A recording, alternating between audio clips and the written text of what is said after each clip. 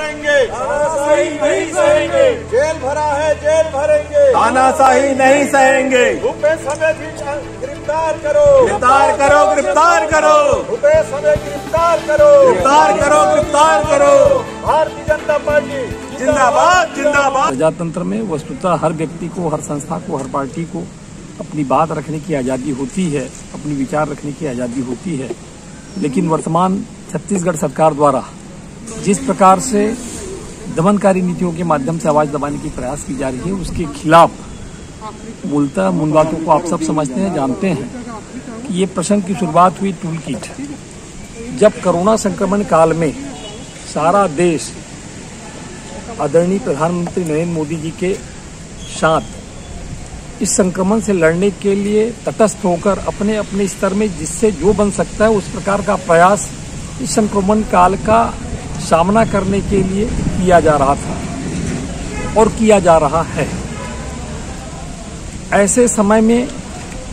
अपनी क्षुद्र राजनीति के चलते कांग्रेस पार्टी ने टूल किट के माध्यम से सरकार को, आदरणीय नरेंद्र मोदी जी को और पूरे भारतवर्ष को बदनाम करने की जो जिम्मा उठाया, अपने फर्जी लेटर पैड में फर्जी टूल किट बनाकर और उसके माध्यम से देश की कमियों को बढ़ा चढ़ाकर बताना, दवाइयों की कमी, कृत्रिम कमी पैदा करना, ये उनकी रणनीति थी। टूल किट के माध्यम से अपने कार्यकर्ताओं को ऐसा संदेश दिया है, ऐसा संदेश भेजा गया है कि आप इस प्रकार की कृत्रिम रुकावटें पैदा करो, कृत्रिम कमी पैदा करो कि सरकार की सभी जगह छिछालेदारी हो, सरकार बदनाम हो और उसको लड़ने में परेशानियां हो। इस प्रकार का प्रयास उन्होंने जो किया है और उस संदेश का भंडाफोड़ आदरणीय हमारे वरिष्ठ नेता संबित पात्रा जी के माध्यम से हुआ। लोगों को जानकारी हुई कि इस प्रकार की राजनीति संक्रमण काल में लोगों को सहयोग करने के बजाय, जीवन रक्षा के बजाय लोगों की जीवन लेने की प्रयास, मतलब जहां किसी हॉस्पिटल में पर्याप्त संख्या में बेड है वहां फर्जी पेशेंट अपने संस्था के, अपने पार्टी के सदस्यों को फर्जी पेशेंट बना के वहां बेड सुरक्षित करा देना, आरक्षित करा देना और जो वास्तव में पेशेंट है उनको बेड न मिलना, इस प्रकार की कृत्रिम संकट पैदा करना। ऑक्सीजन सिलेंडर जो पर्याप्त मात्रा में है, कई लोग जब दिल्ली में केंद्र स्तर में जब इसकी छापेमारी हुई तो ये समझ में आया कि कुछ कांग्रेसी नेताओं के घर से सिलेंडर मिल रहा है और वो फिर आज जमानत के लिए घूम रहे हैं। इस प्रकार से पूरे देश में, पूरे क्षेत्र में इन्होंने जो सहयोग करने के बजाय, लोगों को सुविधा पहुंचाने के बजाय कृत्रिम संकट पैदा कर सरकार को बदनाम करने की जो कोशिश उनके द्वारा किया जा रहा था, उनका पर्दाफाश आदरणीय संबित पात्रा के द्वारा किया गया। कि इस प्रकार की गुप्त दस्तावेजों के माध्यम से कृत्रिम संकट, भयावह स्थिति, कहीं यदि इसमें कहीं दो मत नहीं है, यदि किसी प्रकार की दुर्घटना होता है, किसी प्रकार की कोई कमियां बेसी होती है, वो सरकार की नजर में आती है तो उन्हें सरकार दूर करने का प्रयास करता है। लेकिन इनका स्वरूप ऐसा था, इनके कार्य करने की शैली ऐसी थी कि जहां भी हो ऐसा इनको निर्देश मिला गया था, जिस हॉस्पिटल में भी हो जिसमें पर्याप्त यदि बिस्तर भी है तो वहां कृत्रिम संकट पैदा करो,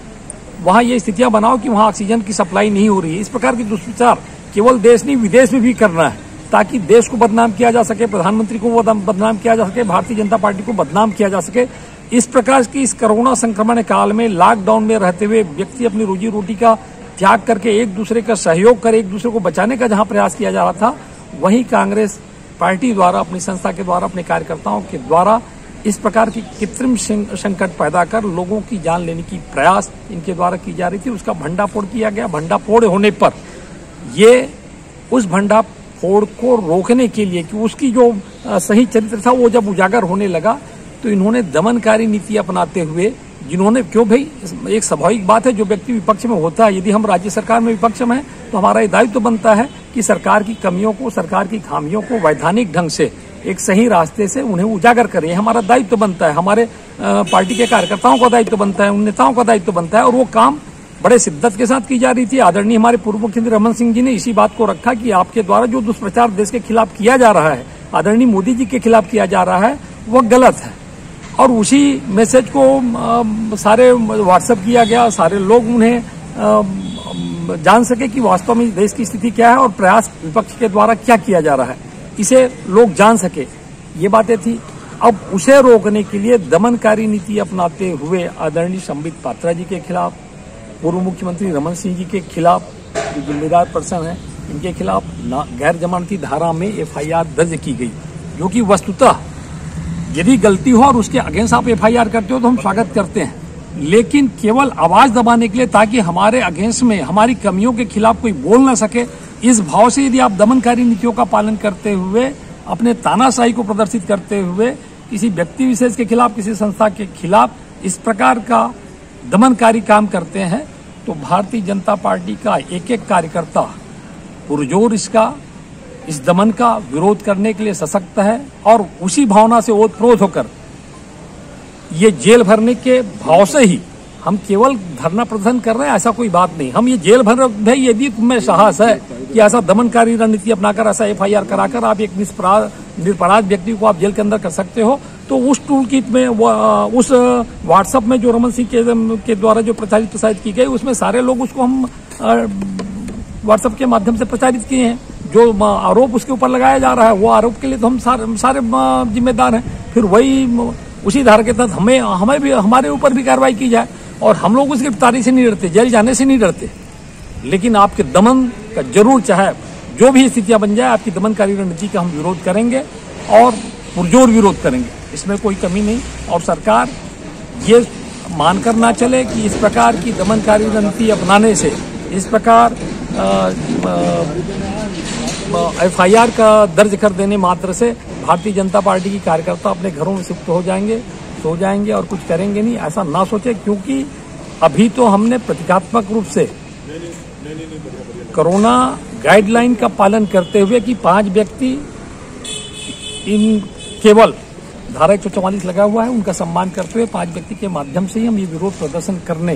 जेल भरने के लिए आपके दहलीज तक पहुंचे हैं। आप में साहस है, आप में क्षमता है, तो जो गलतियां आप रमन सिंह के ऊपर आरोपित कर रहे हैं, उन गलतियों के लिए हम सारे सेम उसी रूप में जिम्मेदार हैं। आप करो गिरफ्तारी देने के लिए तैयार हैं, और अन्यथा ये सारा फर्जी एफआईआर आप समाप्त करें और वैधानिक रूप से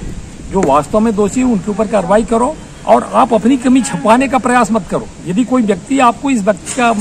गलती का एहसास कराता है, आपकी त्रुटियों का एहसास कराता है, तो उन्हें सहजता से सम्मान करते हुए उन त्रुटियों का निराकरण करने का प्रयास करो। कांग्रेस पार्टी यही है कि वो पूरा मृतप्राय हो चुकी है। इस स्थिति में वो अपने आप को जीवन करने के लिए सरकार को बदनाम करना, फर्जी ढंग से टूल किट बनाकर और उसके माध्यम से सहानुभूति अर्जन करने का जो प्रयास किया जा रहा है, जो गलतियां उनके द्वारा की जा रही है, इस पर विराम लगना चाहिए। उन्हें देश से माफी मांगना चाहिए, केंद्र सरकार से माफी मांगना चाहिए कि इस प्रकार की संकट काल में जब पूरा देश पक्ष और विपक्ष को छोड़कर उस संकट का सामना करने के लिए एक साथ हो जाता है, उस कंडीशन में अपनी ओछी राजनीति के लिए, केवल अपनी छवि चमकाने के लिए टूल किट का सहारा ना लेकर संघर्ष के मैदान में, संकट के मैदान में मिलजुल कर संघर्ष करें, सामना करें। इन्हीं शुभकामनाओं के साथ मैं अपने वचनों को विराम देता हूं, और साथ ही एक बात कहना चाहूंगा कि जब भी ये स्थितियां आएगी, देश के खातिर, वतन के खातिर पूरे जज्बा के साथ भारतीय जनता पार्टी का एक छोटे से छोटा कार्यकर्ता अपना सर्वस्व न्यौछावर करने के लिए हमेशा देशभक्ति से ओतप्रोत तैयार रहेगा। इन्हीं आशाओं और विचारों के साथ मैं भारत माता की जय। जिंदाबाद जिंदाबाद भारतीय जनता पार्टी जिंदाबाद जिंदाबाद